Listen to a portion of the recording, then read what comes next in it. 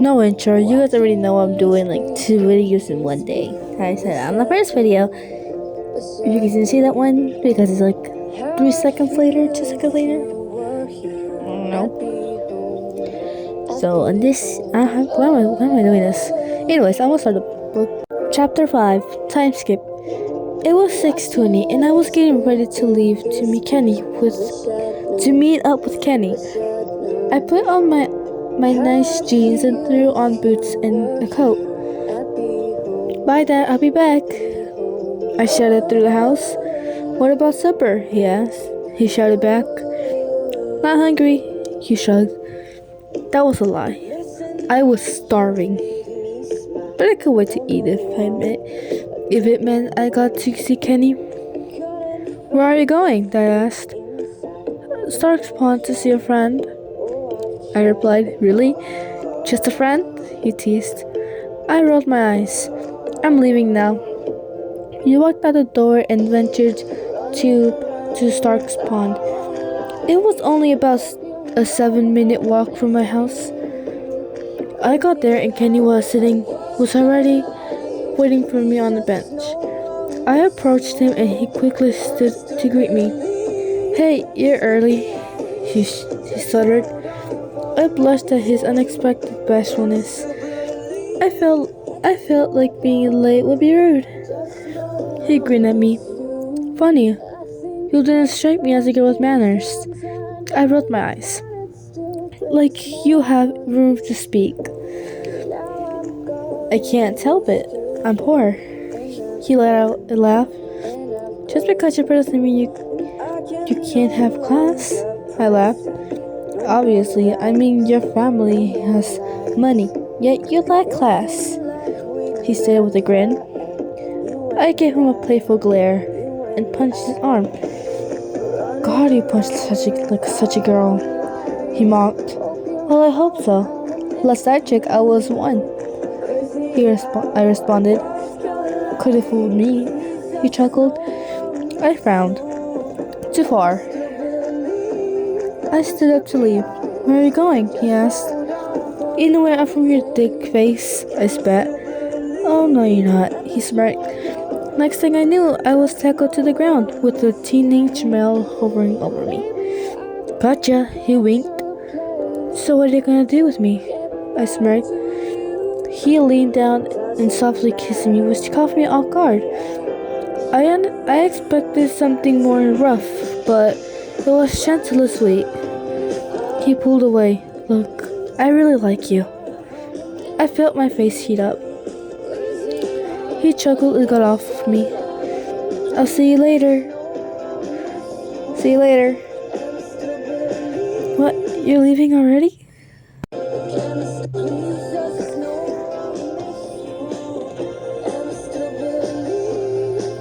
I asked.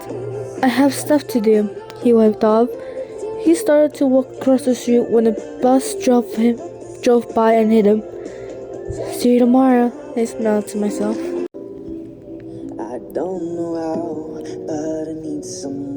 Chapter 6, Flashback. I sat with Matthew on the park bench as we ate ice cream. I giggled as Matthew continues with his random story. He suddenly stopped and looked at me intensely. What is it? Out of nowhere, the brunette kissed me. He pulled away, leaving me a blushing mess. You have some ice cream on your face. I tried to control the color of my face, but failed miserably. He continued. Hey, Ryan, what we have is something special. What are you getting at? I asked. Well, I think I love you, he said confidently. I gulped. I love you too. Present day. I shot up in my bed with a layer of cold sweat on my body. Fucking liar, I grumbled to myself as I got up. I got up and got ready for school with an unsteady feeling. Normally I felt unsteady after thinking about him. I wasn't just feeling unsteady. It was anger, sadness, sorrow, despair, and betrayal. I already knew it was going to be one of those days. Once I was ready, I made my way to the school. I walked in to see a group of girls whispering to themselves. I occasionally glanced at them, whispering to themselves and occasionally glancing at me. I was not in the mood for this. Did you hear? She was off with Kenny last night. I overheard the one whisper. McCormick? The other asked. I watched the first girl nod. OMG, what a slut! The girl exclaimed. I bet they If you guys are gonna gossip about me, I suggest doing it somewhere else other than in front of my locker, I stated. The girls quickly scurried away.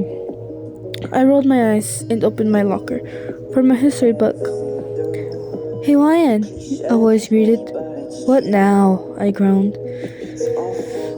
I turned to see Kyle, Stan, Eric, and Kenny standing in front of me. Are you alright? Stan cautiously asked. Probably just her period, Eric commented. I could have argued back, but I was too frustrated. I should have beaten his ass, but I just couldn't. I rolled my eyes and left the four boys standing alone and confused. Kenny's POV. What's up with her ass? Sunshine, nothing but a pair of wings on my back. Wait a minute. Alright. Kenny's POV. What's up with her ass? Kyle asked. Kenny, did you stick it up the wrong hole? Cartman chuckled. Fuck off, I replied, getting my book and following the direction Wyatt went. I wandered down the halls looking for the HC-haired girl. There was a sudden scream around the corner, and I made my way to find Brian lying under the vending machine. I guess I'll see you tomorrow. Your POV. I sat in a white waiting room, waiting for them to escort me to my room, where I spent the rest of my day. Miss Ellen, good to see you again. The reception lady smiled. I gave her a quick smile back. Will you be staying or going back? She asked. I plan to go, I answered. She did some work on her computer and her smile changed to a look of confusion. Is everything okay? I asked. Yes, it's just someone is requested to visit you while you are here for the day. She explained. Who? I asked. Matthew Drale, she answered. I felt my body shiver at the thought of his name. Why would he be requesting to see me? No thank you, I politely declined. Alright, your room is 357. Have a great stay, she smiled. I made my way to the elevator and went to my room. I took a nap and slowly waited for the time for me to return to South Park. Chapter 7. Candice, the next day at school I spotted Wyatt. I quickly approached about her yesterday. Hey, you okay? I asked. She looked at me cheerful as ever. Yeah, why? Yesterday you seemed upset, I pointed out. Oh, her smile faded. That was nothing. I just had a visit from some bad memories. Her smile quickly returned. Her smile was fake. That was evident. I decided not to press the matters in fear she'd break down again. Well, memories are in the past for a reason, I tried reassuring her. Her eyes lit up slightly. You're right. The past can't be changed. And the only thing to look forward to is the future. Hopefully I'm your future. Sorry to interrupt you two, Stan said, making his way in between us. But I had to get to my locker. Kyle and Cartman slowly followed behind him, and we all made our way to history. When we got in there, I suddenly made eye contact with Clyde. I only had a little over a month until I lost my bet with him, and he knew it too. It was August 27th, which only gave me 34 days to sleep with her. Maybe she'll be okay with it. Who am I kidding? She's not gonna be okay with it. Fuck, what am I gonna do? You okay, Kenny? I heard a voice asked. I looked to see Ryan standing in front of me. Yeah, just thinking. I nervously laughed. I glanced back to Clyde, who was laughing to himself. Jackass. Time skip. Your POV. The day was over. I made my way home, but before I could leave, I was approached by a red-haired girl. I believe most called her Red. Hey Ryan, do you mind if I talk to you? She asked. Sure, I replied. It won't take long. She reassured, pulling me off to the side. I just wanted to talk to you about Kenny. Okay. I questioned. I'm aware, most of the school, that you two have grown quite a liking for each other, but don't let him fool you. He's really good at making a girl feel special. He's quite the... I'm aware that he has been around. I interrupted. But I just want to make sure you know how much he gets around. He's taken about 7 girls in this school's virginity. He's the second biggest man whore in the school.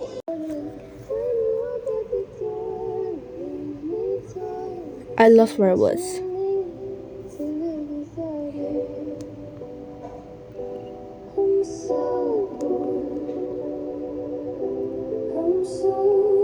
I hear this.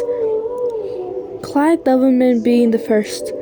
He's taken 7 girls' virginity. They take V-card like it's a game, trying to see who can get more. It's disgusting. She teared up. My harsh attitude faded when I saw the pain in her eyes. I was one of Kenny's. I thought he really liked me, but I was wrong. Wanna know the sickest part? He wasn't dating half the girls. He wasn't. Oh, I think he might have dated 2, but cheated on them with the others. She stopped herself. Look, I don't need to go into detail. Just be careful. Being hurt by someone you think loves you, that's the worst. I gulped. Flashback. I was out of town when I decided to get Matthew some tacos. He always said they were his favorite. He had told me he wanted to hang out when I got back, but I got home earlier than I expected, so I decided to surprise him. I walked up the stairs to his room, in his house, only to hear loud giggling coming from the other side of his door. I opened it slightly to see him with some deeds. I felt my throat tighten. Matthew? I choked. He looked at me like he saw a ghost. Ryan! I shook my head and ran out of his house. Give me your love to use. He chased after me and caught me at the door. Wait. I spun around with tears in my eyes. Why? Why? So you can lie? You're cheating. Why? No. Don't look at it like that. Yes, I was fooling over with her, but don't think of me cheating. Oh, then what is it? I cut him off. His guilty face changed to a smile. The smile I couldn't resist. I have eternity with one of the most beautiful girls out there. That girl in there. She means absolutely nothing to me. While you mean everything. You are stunning. You are stunning. Don't let a slut like her intimidate you. I love you. He pulled me into his bare chest. I'll buy you tacos. I sniffled. Then let's kick her out and eat. I slowly nodded and followed him back inside. He loves you, wine. Does others mean anything? Mean nothing. We have forever together. Well, that was the whole Kennys. All the Kennys. And now I have to do the sun job and the moon job and more. So I'm gonna try to do the lunar one because someone requested for lunar. So I'm gonna do that. And I hope you guys enjoyed this video. And yeah.